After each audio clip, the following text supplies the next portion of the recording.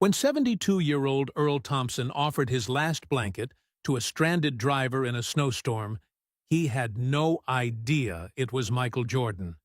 He couldn't see well enough in the dark to recognize the basketball legend, the same skinny kid he'd coached 30 years ago at a youth center, long before losing everything to medical bills and ending up homeless. But that's the thing about kindness. It has a way of coming back to you when you least expect it. This is the story of how one man's selfless act during a bitter Chicago snowstorm led to an extraordinary reunion that would change not only his life, but the lives of countless others. And it all began on a freezing winter night, under a bridge on Lower Wacker Drive. Earl Thompson pulled his thin jacket tighter around his shoulders as the cold Chicago wind whistled through the streets. At 72 years old, his bones felt every bit of the winter chill, but he had work to do. His shopping cart, filled with aluminium cans, rattled along the cracked sidewalk of Lower Wacker Drive. "Morning, Miss Sarah," Earl called out to the young woman who worked at the coffee shop. She always saved the day-old pastries for the homeless folks in the area. "Earl, I was hoping I'd see you today." Sarah rushed out with a paper bag and a steaming cup. "Got some muffins that didn't sell yesterday, and I made you some fresh coffee." Earl's weathered face broke into a warm smile, the kind that made his eyes crinkle at the corners. "Now, Miss Sarah, you're too good to this old man." "Nonsense. You're the one who scared away that creep who was bothering me last week." She pressed the items into his calloused hands. Earl accepted the gifts with a small nod. He'd learned long ago that sometimes accepting help was a gift to others. It let them feel the joy of giving. That thought made him think of Mary, his late wife. She'd taught him that. As he continued his morning route, Earl spotted Jimmy, a young homeless boy who'd recently started sleeping in the area. The kid couldn't have been more than 19, and it broke Earl's heart to see someone so young on the streets. "Hey there, Jimmy," Earl called out, already breaking the muffin in half. "Breakfast?" Jimmy's eyes lit up at the sight of food. "You sure, Mr. Earl? You don't have to." "Now, what did I tell you about family?" Earl handed over half the muffin and some of the coffee. "We look out for each other down here." Earl watched as Jimmy wolfed down the food. It reminded him of his own son, Michael, who'd died in Afghanistan 10 years ago. The memory still stung, but Earl had learned to carry the pain like an old friend. The morning passed as it usually did. Earl collected cans, greeting the regulars in his corner of the city. To most passers-by, he was invisible, just another homeless person to hurry past. But to those who knew him, Earl was the heart of their forgotten community. By midday, he'd made his way to the recycling center. The young man behind the counter, Tony, weighed Earl's haul of cans. "$8.50 today, Mr. Thompson," Tony announced. Earl pocketed the money carefully. It wasn't much, but it was honest work. He'd never been one to beg, not even after losing everything. The loss had come fast, like a tornado tearing through his life. First, Mary got sick. Cancer, the doctors said. The medical bills piled up faster than their savings could handle. Earl had sold everything: their house, his car, even Mary's beloved piano. But it hadn't been enough. After Mary died, the debts remained. His veteran's pension barely covered the basics, and then the arthritis in his hands got so bad he couldn't work his maintenance job anymore. One missed payment led to another, and before he knew it, Earl found himself on the streets. That had been 3 years ago. As Earl made his way back to his usual spot, he passed the old youth center where he used to volunteer as a basketball coach. The building was shuttered now. Budget cuts, they'd said. Through the dirty windows, he could still see the old court, where he'd spent countless hours teaching kids the game. A cold gust of wind cut through the air, and Earl shivered. Weather report. On the TV in the shop window said a big storm was coming. He needed to check on Miss Rose, the elderly woman who slept in the cardboard box behind the old bookstore. She wasn't as mobile as she used to be. Earl found her huddled under thin blankets. "Miss Rose, that storm's coming in tonight. You can't stay here." "I'm fine, Earl," she insisted, but her voice shook from the cold. "Now, don't you argue with me." Earl helped her up. "The shelter on 4th has space. I already called Sister Margaret." It took some convincing, but eventually Earl got Miss Rose to agree to go to the shelter. He spent his precious $8 on a taxi to make sure she got there safely.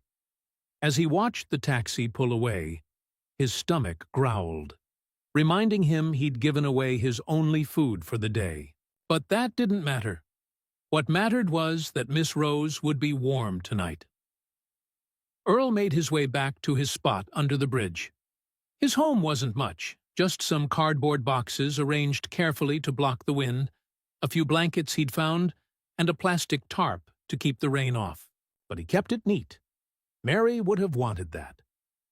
As the sun began to set, Earl pulled out his most precious possession, a small photo album he'd managed to save.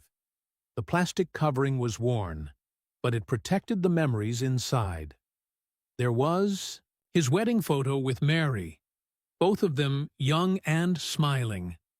A picture of Michael in his military uniform.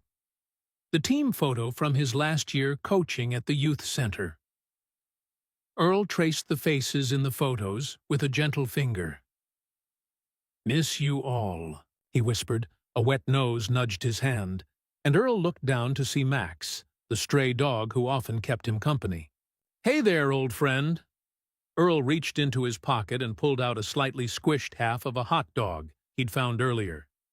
He'd been saving it for dinner, but one look at Max's hungry eyes changed his mind. "Here you go, boy," Earl said, breaking off most of it for Max. "We've got to stick together, right?" As Max ate, Earl looked up at the darkening sky. The air had that heavy feel that meant snow was coming. He could see the storm clouds rolling in, thick and gray. It was going to be a rough night, but Earl Thompson had survived worse. He settled into his cardboard shelter, pulled his blankets close, and said his nightly prayers, not for himself, but for all the others out there in the cold, for Jimmy, trying to find his way, for Miss Rose, finally warm in the shelter, for Max, curled up beside him. Little did Earl know, as the first snowflakes began to fall, that this stormy night would change his life forever. But that's the thing about kindness. It has a way of coming back to you when you least expect it. Earl closed his eyes. Another day done. His last thought before drifting off was of Mary, and how she'd always said, life's greatest gifts often come disguised as ordinary moments. He'd never quite understood what she meant by that. He was about to find out. The sound of screeching tires jolted Earl awake.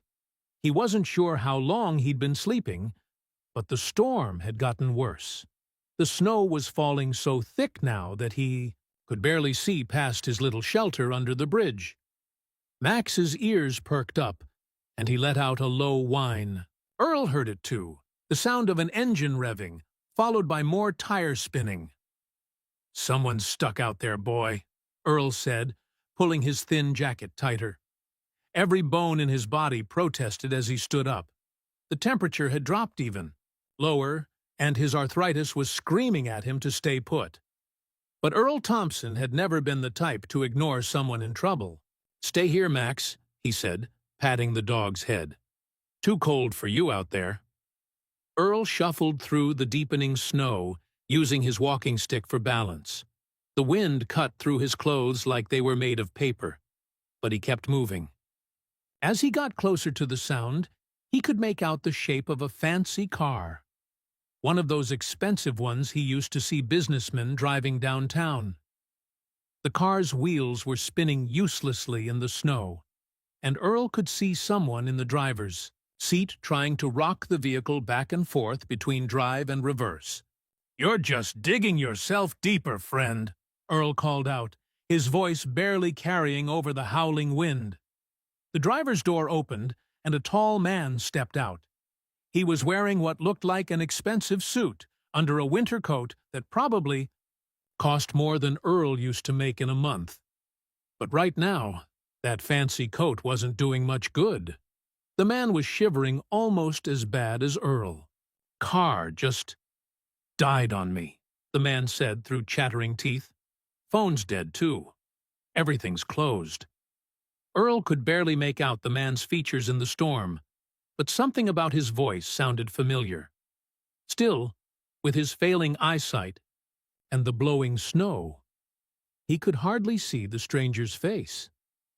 "This storm's only getting worse," Earl said. "We need to get you somewhere warm." The man looked up and down the deserted street. "Is there a hotel nearby?" Earl shook his head. "Nothing open in this weather, but I've got a spot under the bridge. It's not much, but it's out of the wind." The stranger hesitated, looking back at his car. "Nobody's going to bother your car in this weather," Earl assured him. "And if they do, well, seems to me staying alive is more important than a car, fancy." As it is, a particularly fierce gust of wind seemed to make up the man's mind. "Lead the way," he said, pulling something from his car and locking it with a beep. Earl guided them back through the snow, walking carefully and making sure the stranger was keeping up. The man was tall and athletic-looking, but he was struggling with the deep snow and the fierce wind. "Watch your step here," Earl warned as they approached his shelter. "It's not much, but it'll keep us alive till morning." As they ducked under the bridge, Max greeted them with a friendly wag of his tail. Earl's shelter was small, but he'd arranged the cardboard and tarps to create a surprisingly effective windbreak. It wasn't warm, exactly, but it was better than being out in the storm. "I'm Earl," he said, gesturing for the man to sit on one of his flattened boxes. "And that's Max." "Michael," the stranger said, looking around with an expression Earl couldn't quite read. Was it pity? Curiosity? Something else?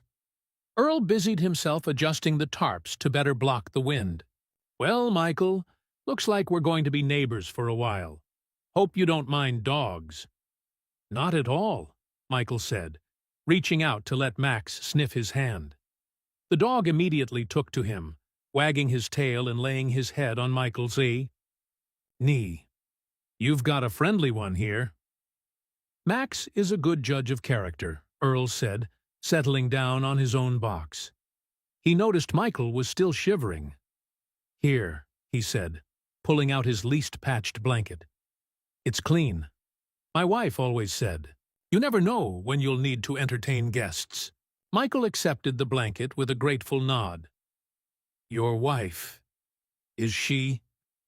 "Passed 3 years ago," Earl said quietly. "Cancer." "I'm sorry," Michael said, and something in his voice made Earl think he really meant it.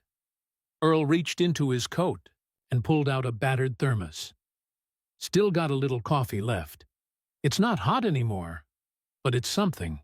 Michael started to refuse, but Earl insisted. "My mother raised me better than to let a guest go without refreshments," he said with a small smile. As Michael sipped the coffee, Earl could see him taking in the neat arrangement of the small space. The carefully folded blankets, the small box of personal items, the tarp arranged just so. "You've been out here long?" Michael asked. 3 years, Earl said. "Since Mary, my wife, passed. Medical bills. You know how it is. Or maybe you don't," he added, glancing at Michael's expensive clothes. "Life can change pretty fast," Michael said softly. "I learned that lesson early." Something in his tone made Earl look at him more closely, but in the dim light he still couldn't make out the man's features clearly. Reminds me of when I used to coach basketball, Earl said, mostly to keep the conversation going. Had this kid once, smallest one on the team, got cut from his high school squad. He came to my youth center court every day anyway, practicing until his hands bled sometimes. Michael had gone very still. Told him what I told all my kids. It's not about being the best. It's about being better than you were yesterday. Wonder whatever happened to that boy? Earl's voice trailed off, lost in memories. You coached basketball? Michael asked, his voice strange. At the youth center over on Madison, until they shut it down. Earl sighed. Miss it sometimes. Those kids, they just needed someone to believe in them, you know? The wind howled outside, their shelter, and Max pressed closer to Michael's leg. Earl could see the man was deep in thought about something. Why'd you stop to help me? Michael asked suddenly. Most people wouldn't. Earl cut him off with a wave of his hand. Most people wouldn't be out in this weather to help in the first place. Besides, helping others, it's what keeps us human. Rich or poor, we're all just people trying to make it through the storm. Michael was quiet for a long moment. You really believe that? Have to, Earl said. Otherwise, what's the point? Money, status, it all comes and goes. But kindness, that's something nobody can take from you. They talked through the night as the storm raged outside. Earl told stories about his time coaching, about Mary, about his son Michael, who never came home from Afghanistan. Michael mostly listened, asking questions here and there, but sharing little about himself. As the night wore on, Earl found himself dozing off despite trying to stay awake to be a good host.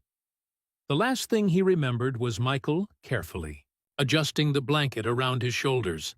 When Earl woke up, the storm had passed. The morning sun was just starting to peek over the city buildings, making the fresh snow sparkle like diamonds. Michael was already standing, brushing off his coat. I should check on my car, he said. Earl nodded, struggling to his feet. His joints were stiffer than usual after the cold night.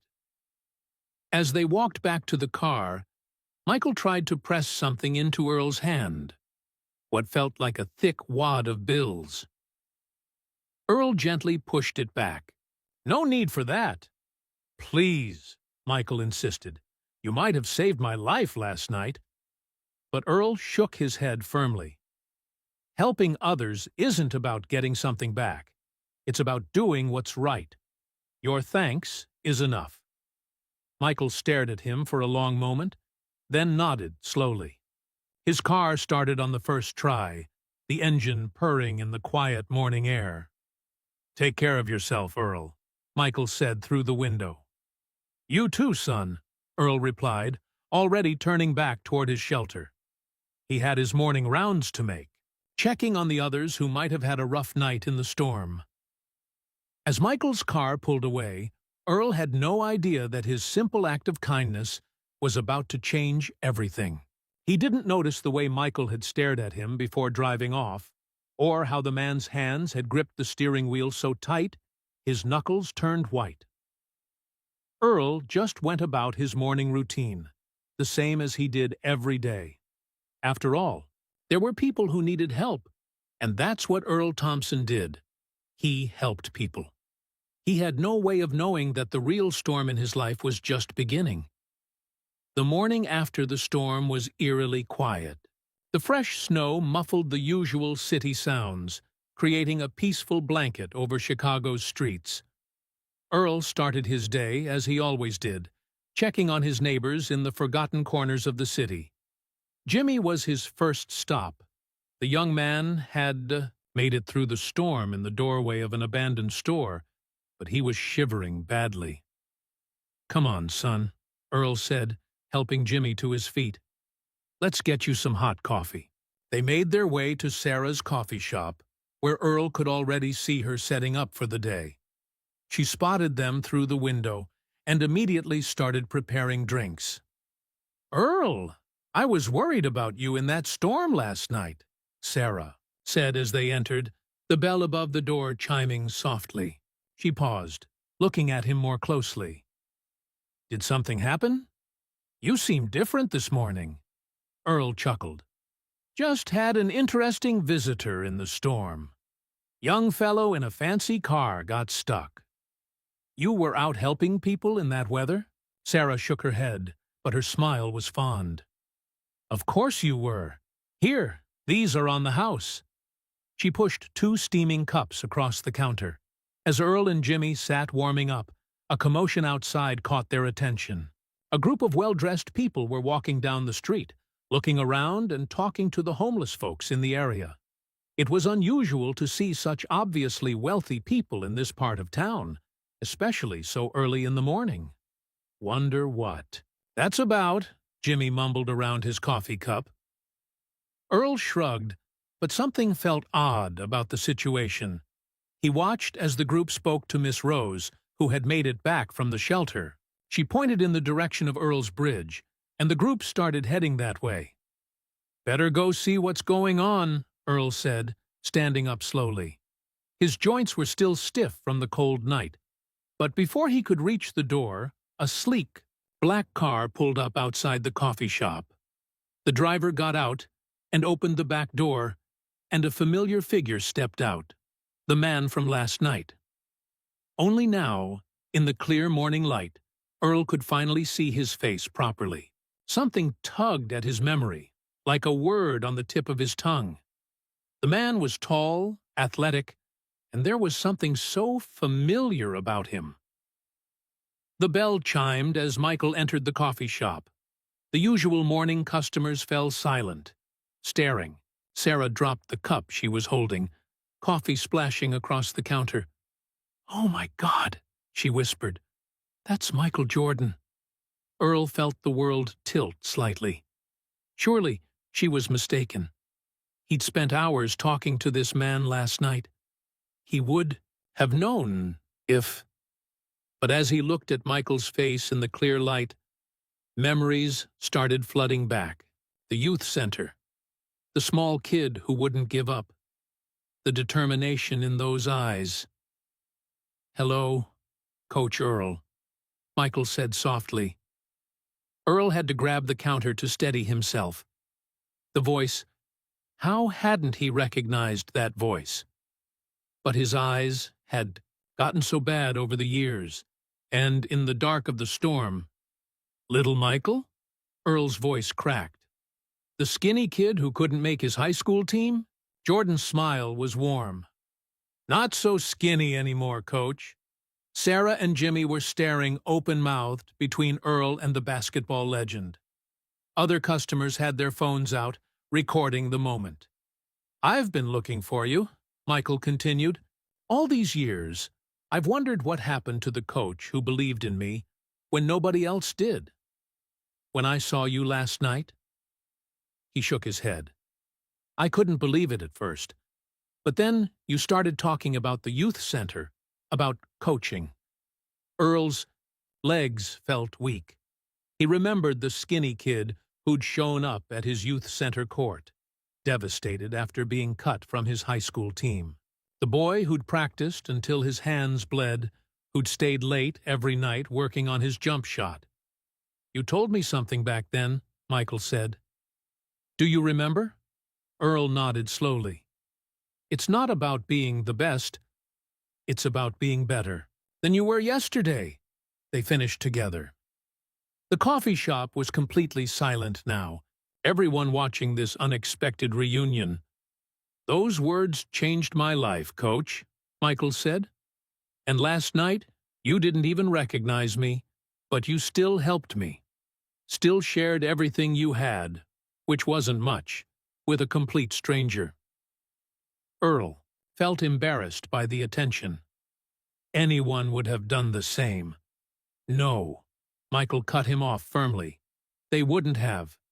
And we both know it." He turned to the men who had followed him into the shop. "This is the man I told you about. The ID one who made everything possible. One of the men in suits stepped forward, pulling out some papers. "Mr. Thompson, Mr. Jordan would like to discuss some opportunities with you." But Michael waved the man away. "Not here. Coach, would you join me for breakfast? A real breakfast? We have a lot to catch up on." Earl looked down at his shabby clothes, suddenly self-conscious. "I'm not exactly dressed for—" "You're perfect, just as you are," Michael said firmly. Then he smiled. "Besides, I owe you a cup of coffee. A hot one this time." As Earl followed Michael out to the waiting car, he could hear the buzz of excitement in the coffee shop behind them. Sarah was crying happy tears, and Jimmy was grinning from ear to ear. Max appeared from nowhere, as he often did, and Michael grinned. "The dog comes too," he said to the startled driver. Earl felt like he was dreaming as he slid into the back seat of the luxury car, Max settling at his feet. The leather seats were softer than anything he'd felt in years. "Where are we going?" he asked as the car pulled away from the curb. Michael's smile had a hint of mystery to it. "First, breakfast. Then, Coach, we're going to talk about reopening that youth center." Earl's heart skipped a beat. The youth center? But before he could ask any questions, Michael continued. "You changed my life when I was just a kid who needed someone to believe in him," Michael said quietly. "Now it's my turn to return the favor." As the car glided through the snow-covered streets, Earl looked back at his bridge, at the cardboard shelter that had been his home for 3 years. He thought about Mary, about how she always said everything happens for a reason. Maybe she was right. Maybe sometimes life's greatest storms lead you exactly where you need to be.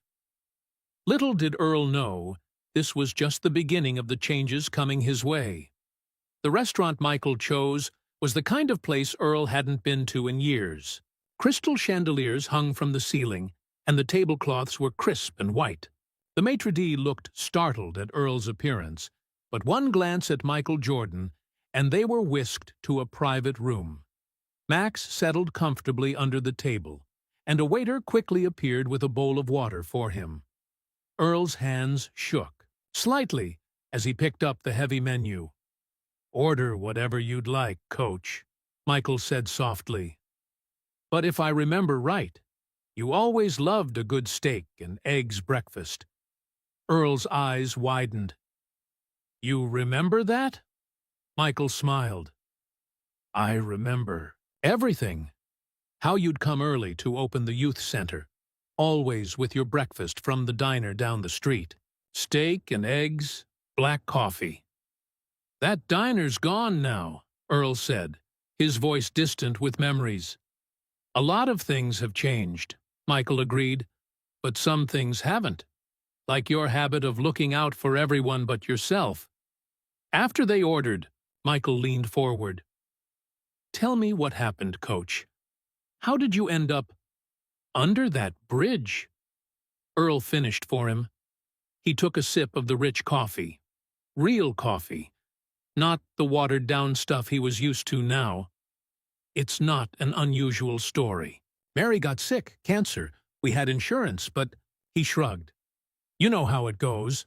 The bills pile up, the savings run out, then the retirement fund, then you start selling things." Michael listened intently as Earl described the slow slide from middle class to homeless. The medical bills that kept coming even after Mary passed. The arthritis that forced him to quit his maintenance job. The final eviction notice. "Why didn't you reach out for help?" Michael asked. Earl's smile was sad. "To who? My son was gone, killed in Afghanistan. Mary's family was all passed on. And proud old men like me, we're not good at asking for help." Their food arrived, and Earl had to stop himself from eating too quickly. It had been so long since he'd had a proper meal. "The youth center closing hit hard," Earl continued. "Those kids, some of them, basketball was the only thing keeping them off the streets. keeping them believing in themselves. He looked up at Michael. Like you. Michael nodded. I've never forgotten what you taught me there. Not just about basketball. About life. About never giving up. He paused. That's why I want to reopen it. With you in charge. Earl nearly choked on his coffee. Me? Michael, I'm not... look at me. I am looking at you, Michael said firmly. I see the same man who believed in a skinny kid who got cut from his high school team. The same man who, even when he had nothing, shared everything he had with a stranger in a storm. He pulled out a folder and slid it across the table. Take a look. Inside were architectural plans. Earl recognized the old youth center building, but transformed. Modern basketball courts, classrooms, a computer lab, even a cafeteria. The Michael Jordan Youth Center, Earl read from the top of the plans. Opening next month? He looked up sharply. Next month, Michael grinned. I've been planning this for a while.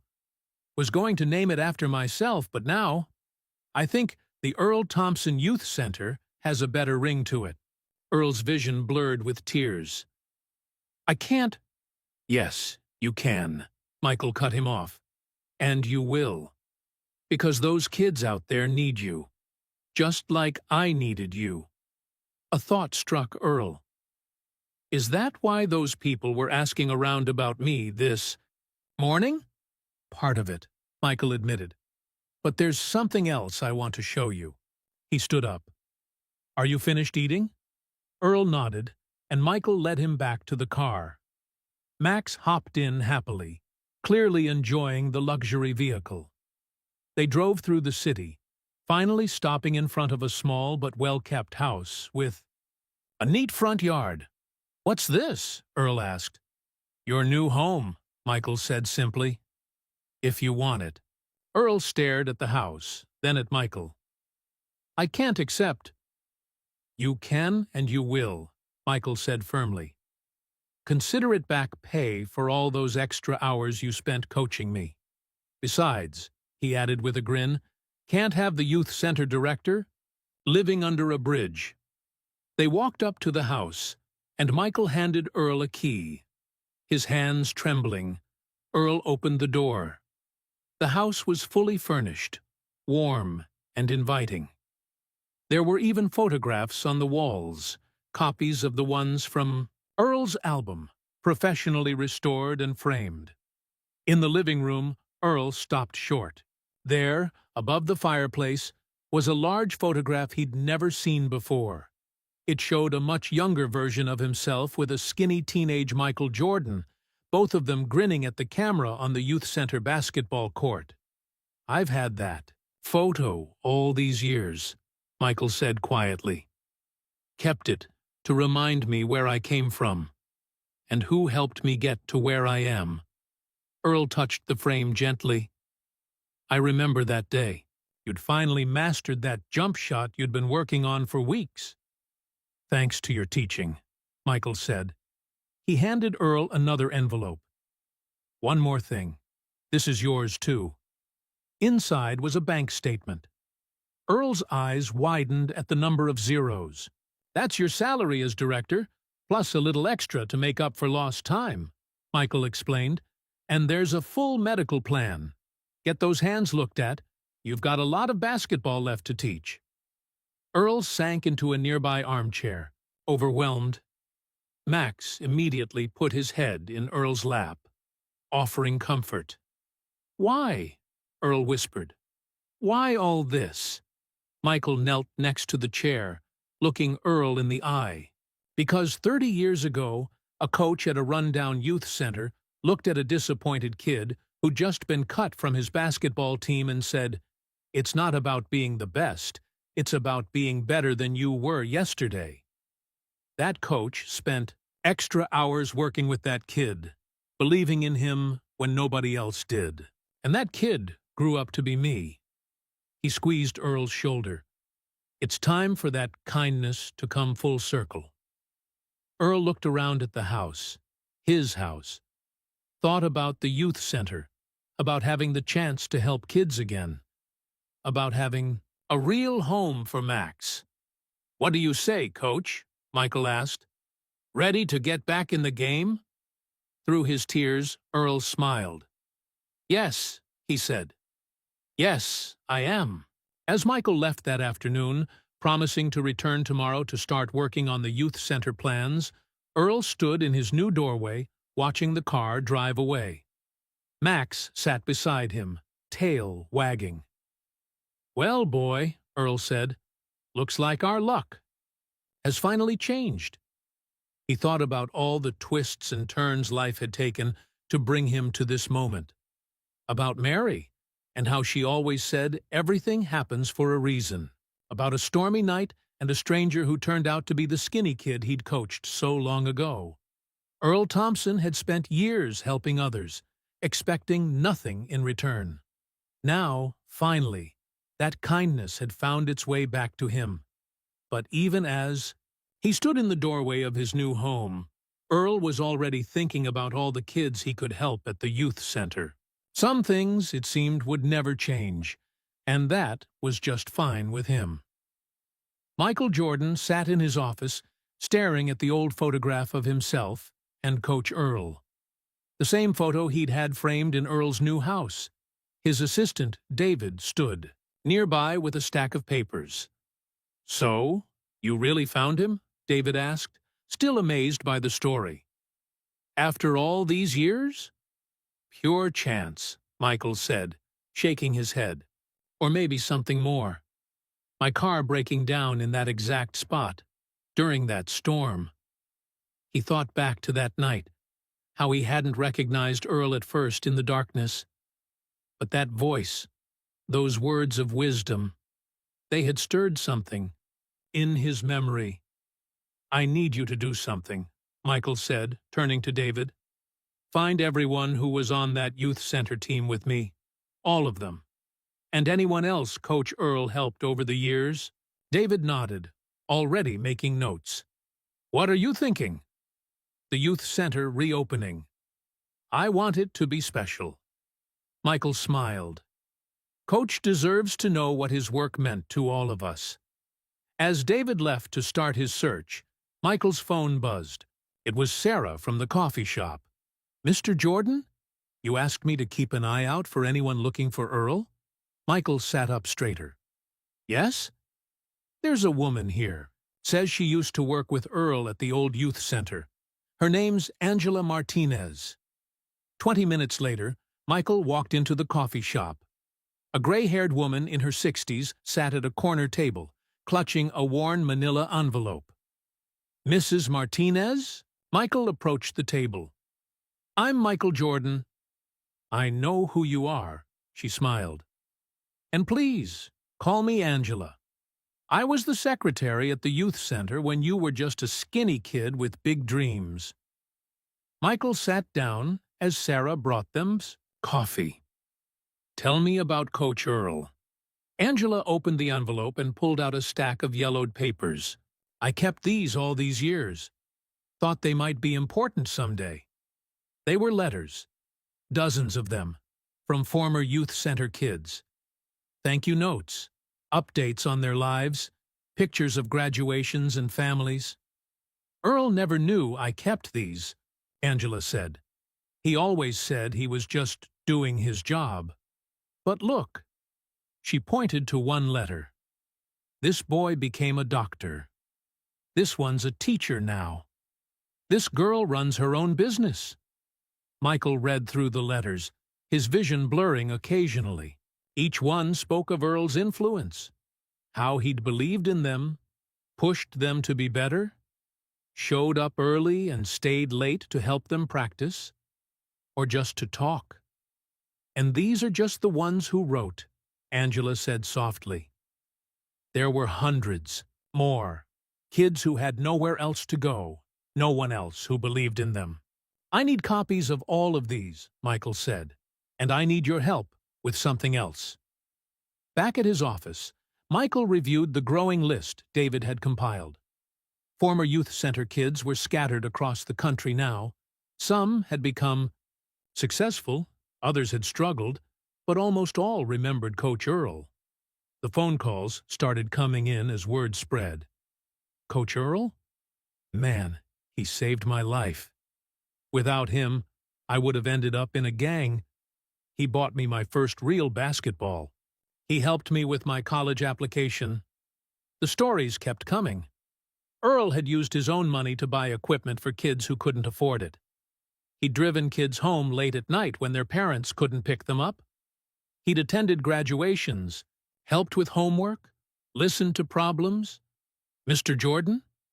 David stuck his head in the office. We found something else. About Earl's son. Michael looked up from the letters. Michael Jr.? The one who died in Afghanistan? David nodded. His unit. They're having a reunion next month in Chicago. They've been looking for Earl for years. Wanted to tell him about his son's last mission. Apparently, he saved his entire squad. Michael sat back, thinking. The youth center opening was planned for next month, too. Make some calls, he said. I want those soldiers at the opening. The next few weeks were a blur of activity. Earl, still adjusting to his new home, had thrown himself into planning for the youth center. He spent hours going over the plans with Michael, suggesting improvements, talking about programs they could offer. But he had no idea about the other plans being made. Angela coordinated with former students, collecting more letters and photos. David worked with the military to arrange for Michael Jr.'s unit to attend. Sarah and the local community organized their own surprise. One morning, Michael stopped by Earl's new house. He found the old coach in the backyard, throwing a basketball around with some neighborhood kids. Max watched from the porch, tail wagging. Starting early, coach? Michael grinned. Earl shrugged. These kids asked if I could teach them some basics. Couldn't say no. Michael watched as Earl demonstrated a proper shooting technique, his voice patient and encouraging, exactly as Michael remembered from his own youth. The youth center's almost ready, Michael said. Grand openings next week. Earl nodded, his eyes bright. Never thought I'd get another chance like this. To make a difference again. Michael thought about all the letters in his office, all the lives Earl had touched, without even realizing it. You never stopped making a difference, Coach. Even under that bridge, helping people, sharing what little you had. Earl seemed embarrassed by the praise. Just did what needed doing. That's why we need you at the youth center, Michael said. Because you see what needs doing, and you do it, no matter what. As Michael drove away, he called David. Is everything ready? All set. Angela has the letters. The soldiers are arriving Monday. Former students are flying in from all over. The community's organized a donation drive for the center. Local news wants to cover it. Good, Michael said. Coach Earls spent his life giving to others. Time for him to see what that meant to people.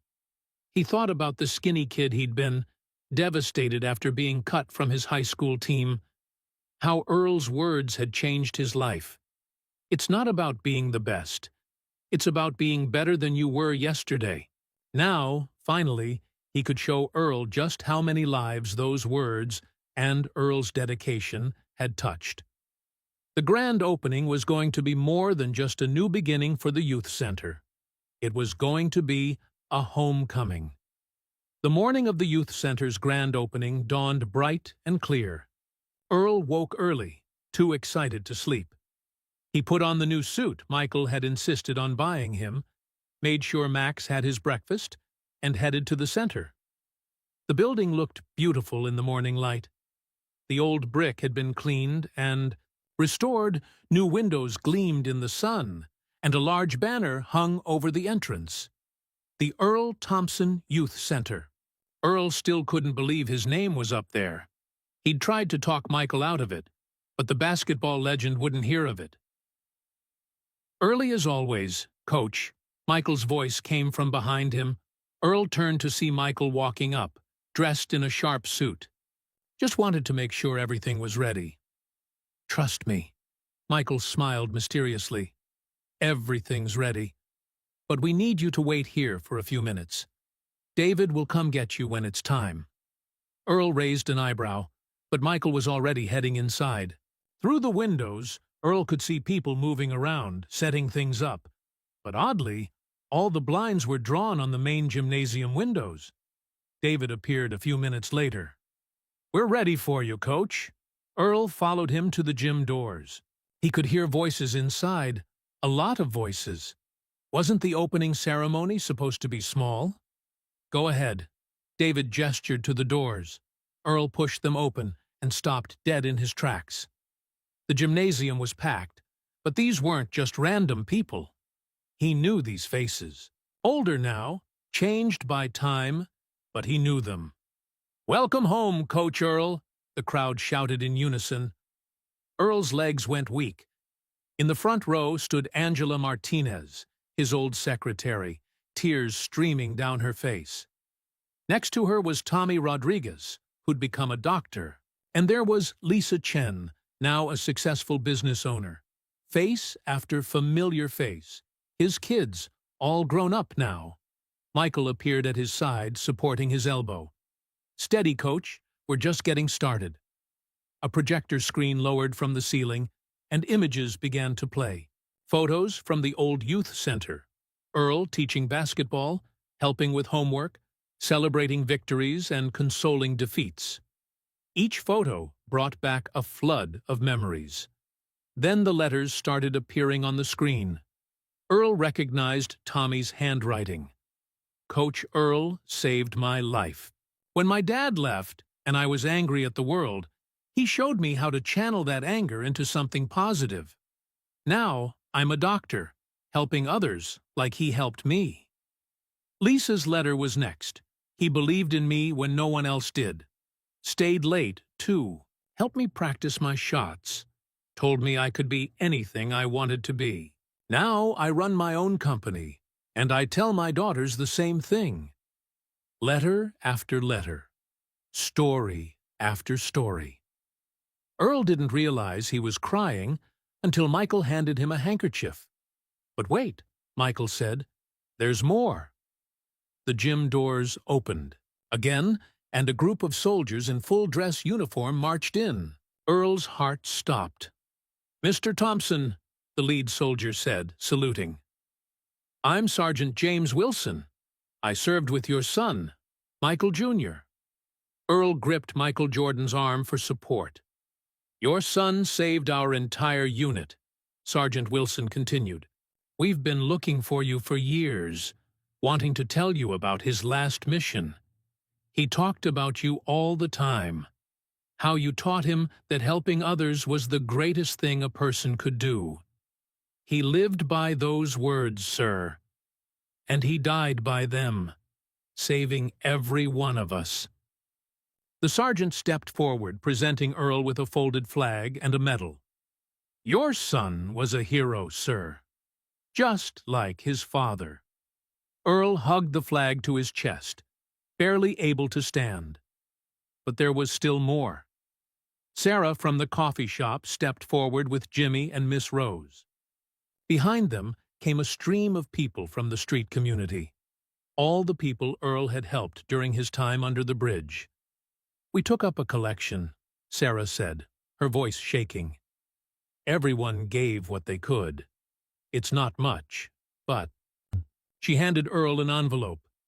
Inside was $873 in small bills and change, along with a card signed by hundreds of people.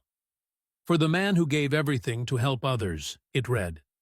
Michael stepped to the microphone. "When I was a kid who got cut from his high school team, Coach Earl told me something I never forgot. It's not about being the best. It's about being better than you were yesterday." Those words changed my life. And as we can see, they changed a lot of other lives too. He gestured to the crowd. Everyone here has a story about how Coach Earl helped them, believed in them, pushed them to be better. He never asked for anything in return. Even when he lost everything, he kept helping others. Michael turned to Earl. "Coach, you spent your life giving to others. Today, we want to give something back." The final surprise was revealed as the blinds rose on the gym windows. Outside, a line of moving trucks was pulling up. "Those are full of new equipment," Michael explained. "Donations from every NBA team, plus sporting goods companies, tech companies. Everyone wanted to help once they heard about you. This youth center will never have to turn away a kid for lack of resources." Earl could barely process it all. His kids, all grown up and successful. His son's unit, telling him about Michael Jr.'s heroism. The community he'd helped, giving back what little they could. And now this. "I don't deserve all this," he whispered. "Yes, you do," Michael said firmly. "But I know you. Tomorrow morning, you'll be here early, ready to help the next generation of kids. Because that's who you are, Coach Earl. That's who you've always been." Earl looked out at the crowd, at all the lives he'd touched, all the people he'd helped. He saw in their faces the same thing he'd always seen: potential, hope, the chance to be better than they were yesterday. "Well," he said, his voice growing stronger, "we've got work to do. This center won't run itself." The crowd laughed and cheered. Music started playing, and the celebration began in earnest. Earl moved through the crowd, receiving hugs, sharing memories, meeting grandchildren named after him. Max had somehow found his way in, and sat proudly at Earl's feet as person after person came to thank his human. Later that night, after the celebration was over, Earl sat in his office at the center. His office. The medal and flag from Michael Jr.'s unit sat on his desk, along with the envelope of donations from the street community. On the wall hung the photo of young Michael Jordan and himself, along with new photos from today's celebration. He picked up a basketball, feeling its familiar texture. Tomorrow, new kids would come through these doors, looking for guidance, hope, a chance to be better. Earl Thompson smiled. He was ready. After all, he had a lifetime of kindness to pass on. And this time, he wasn't alone. Wasn't that amazing? Earl and Michael's story reminds us that a single act of kindness can change lives in ways we never expect. Earl didn't help Michael that night because he wanted anything in return. He helped because that's who he was, even when he had nothing. We'd love to know. Where are you listening from? Drop your city and country in the comments below, and share a story about kindness from your own community. Has a stranger ever helped you when you needed it most? If this story touched your heart, please tap that like button. It helps others find this story too. And don't forget to subscribe to our channel for more inspiring true stories that remind us of the power of human kindness. Remember Earl's wisdom. Helping others isn't about getting something back. It's about doing what's right. Until next time, keep spreading kindness wherever you go. Sometimes the smallest acts can create the biggest ripples. See you in the next story.